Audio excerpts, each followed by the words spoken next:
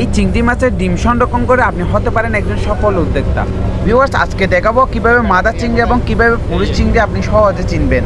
মোয়ালা mother চিংড়িগুলো 5 থেকে 15,000 টাকা পর্যন্ত হ্যাচারিতে বিক্রি হয়ে থাকে। বাংলাদেশের বিভিন্ন হ্যাচারিগুলো এই মাদার চিংড়ি থেকে লক্ষ লক্ষ পোনা সংগ্রহ করে থাকে।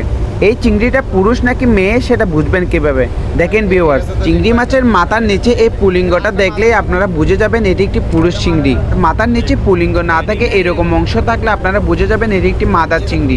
এই মাদার চিংড়িতে পিঠ বরাবর একটা কালো অংশ দেখা যাচ্ছে দেখেন। এবার আরেকটা মাদার চিংড়ি নিয়ে দেখবো ওই কালো অংশটা দেখা যায় কিনা।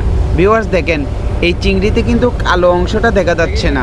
এবার আমি দুটো মাদার চিংড়ি নিয়ে একটা মজার জিনিস শেখাবো আপনাদের। ভিউয়ার্স, এই মাদার চিংড়ি দুইটাতে পিঠ বরাবর লক্ষ্য করলে আপনারা দেখবেন একটাতে কালো অংশ আছে আরটাতে কালো অংশ নেই। এই মাদার চিংড়িতে পিঠ বরাবর কালো অংশ দেখা যাবে, সেই চিংড়িটি হলো ডিমওয়ালা মাদার চিংড়ি।